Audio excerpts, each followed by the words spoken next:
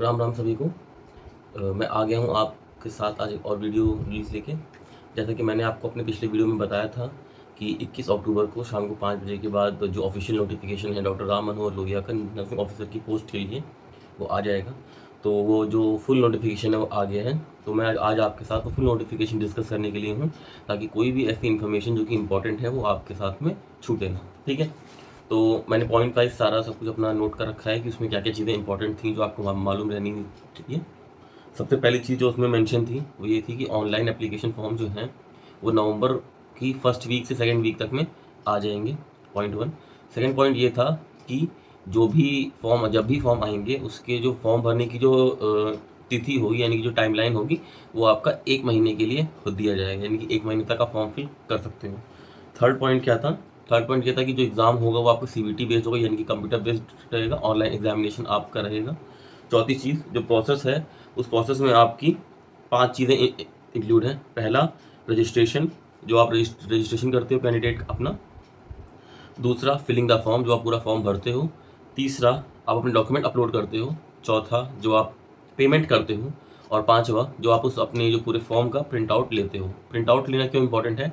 क्योंकि जब आप डॉक्यूमेंट वेरिफिकेशन कराते हो तो उस प्रिंट आउट की ज़रूरत पड़ती है। ठीक है, that print out is very much important at the time of document verification, so you have to take the print out of the form which you have field.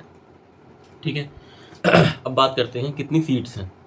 हमारे पास यहाँ पे 422 सीटें दी गई हैं, जिसमें से अनरिजर्व्ड हैं 169, ओबीसी की 114 114, एससी की 88, एसटी की 9 सीट्स हैं और ईडब्ल्यूएस कैटेगरी की 42 सीट्स हैं।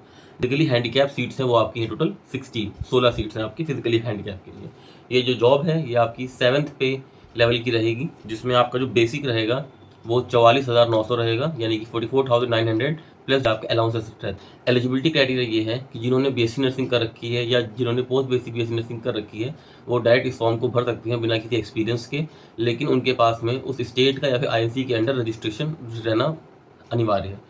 दूसरी चीज़, जिन्होंने जीएनएम कर रखा है उनको 2 साल के एक्सपीरियंस की ज़रूरत है 50 बेडेड हॉस्पिटल्स में। ठीक है, और जो 50 बेडेड हॉस्पिटल्स का आप लोग एक्सपीरियंस सबमिट करोगे तो उस एक्सपीरियंस लेटर में उस हॉस्पिटल का लेटर हेड होना चाहिए। लेटर हेड का मतलब है हर इंस्टीट्यूट का अपना एक लेटर हेड होता है जिसपे उसके ऊपर उस इंस्टीट्यूट का नाम रहता है। ठीक है, पूरा ऑफिशियली वो नाम रहता है। साथ ही साथ उसमें मेंशन हो कि आप कितने साल का एक्सपीरियंस वहाँ ले चुके हो। साथ में ये भी मेंशन हो कि वो जो हॉस्पिटल है वो 50 बेडेड या उसके अबव हॉस्पिटल है। ठीक है, नेक्स्ट हम लोग बात करते हैं एज क्राइटेरिया की। एज जो होगी वो 18 से 40 साल के बीच के जितने भी हमारे कैंडिडेट हैं वो इस फॉर्म को भर सकते हैं। ओबीसी एससी एसटी के लिए 5 साल का रिलैक्सेशन है। साथ में फिजिकली हैंडीकैप के लिए 5 साल 10 साल और 15 साल का रिलैक्सेशन है, अकॉर्डिंग टू जो भी उनके रूल्स हैं डिसेबिलिटी के। ठीक है, कास्ट सर्टिफिकेट आप जो भी अपलोड करोगे, यानी कि ओबीसी एससी एसटी जो भी आप अपने कास्ट सर्टिफिकेट अपलोड करते हो वो लास्ट 6 मंथ के होने चाहिए, यानी कि 6 महीने से पहले का कोई भी कास्ट सर्टिफिकेट वैलिड नहीं रहेगा eight the time of document verification. NOC, अगर आप किसी भी गवर्नमेंट इंस्टीट्यूट में काम कर रहे हो तो वहाँ से आप एनओसी जो है वो सबमिट करोगे। ठीक है, मेरे पास ये बहुत कॉमन क्वेश्चन आता है कि सर मैंने एनओसी तो नहीं है मेरे पास में, मैंने फॉर्म फिल कर दिया था, मेरा सिलेक्शन भी हो गया है, तो अब क्या क्या होगा? तो होता कुछ नहीं है। एनओसी इसलिए हम लोग लेते हैं, एनओसी इसलिए जो एक इंस्टीट्यूट होता है वो लेता है क्योंकि आप कहीं पे परमानेंट जॉब कर रहे हो, यानी कि आप अपने उस संस्थान को, उस इंस्टीट्यूट को ये चीज़ पूरी इन्फॉर्मेशन दे रहे हो कि हाँ मैं एक दूसरे संस्थान का फॉर्म भर रहा हूँ, आने वाले टाइम में हो सकता है अगर मेरा सिलेक्शन वहाँ हो जाए तो मैं आपका संस्थान छोड़ दूंगा। ठीक है, इसके लिए जो जहाँ पे आप जॉब कर रहे होते हो वो आपको नो ऑब्जेक्शन सर्टिफिकेट यानी कि एनओसी देता है।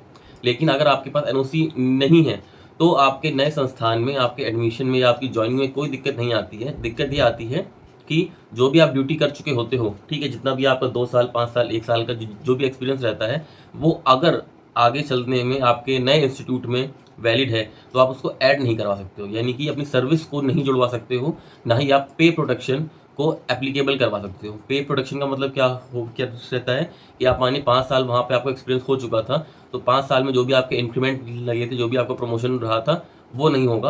आप अपने नए इंस्टीट्यूट में, नए संस्थान में एक नए नर्सिंग ऑफिसर के पद से स्टार्ट करते हो, जो बेसिक सैलरी होती है वहाँ से स्टार्ट करते हो। ठीक है, एनओसी का खाली इतना ही रोल रहता है।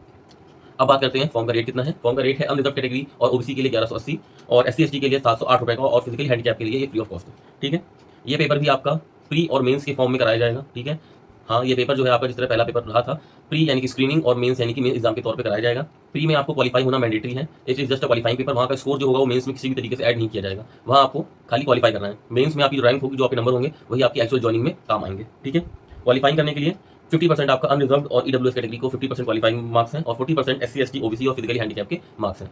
मेंस में जितने भी मानिए कि 422 सीटें हैं, तो मेंस के लिए ये लोग 10 गुना यानी कि 4220 बच्चे का अप्रॉक्स सिलेक्शन करेंगे प्री से। उसके बाद ये 4220 बच्चे ही मेंस में बैठेंगे। ठीक है। इन्होंने ये चीज़ मेंशन कर रखी है कि हम प्री एग्जाम में 10 गुना बच्चे सेलेक्ट करेंगे मेंस एग्जाम के लिए। ठीक है। अब हम बात करते हैं कि जो पेपर है वो किस लैंग्वेज में आएगा। ये आपका हिंदी और इंग्लिश दोनों ही लैंग्वेजेस में आएगा, चाहे वो प्री एग्जाम हो चाहे वो मेंस एग्जाम हो। बात करते हैं नेगेटिव मार्किंग की। यहाँ पे आपकी 1/4 नेगेटिव मार्किंग होगी। 1/4 का मतलब है आप सही करने पे आपको 1 नंबर दिया जाएगा और गलत करने पे 0.25 नंबर यानी कि 1/4 नंबर आपका काट लिया जाएगा।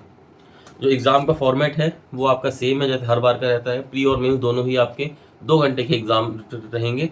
100 क्वेश्चन उनमें आएंगे, जिसमें से 60 क्वेश्चन जो होंगे वो आपके नर्सिंग के होंगे और जो 40 क्वेश्चन होंगे वो नॉन नर्सिंग होंगे।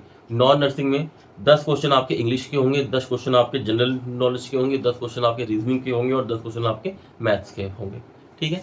ये था आपका पूरा जो फुल नोटिफिकेशन आया था, उसकी पूरी इन्फॉर्मेशन आपके साथ में। अगर किसी को कोई भी क्वारी होती है, कोई भी प्रॉब्लम होती है, तो आप मुझे कमेंट सेक्शन में मैसेज कर दीजिएगा। मैं पूरी कोशिश करूँगा कि आपका रिप्लाई दूँ और आपकी क्वारी को सॉल्व करूँ।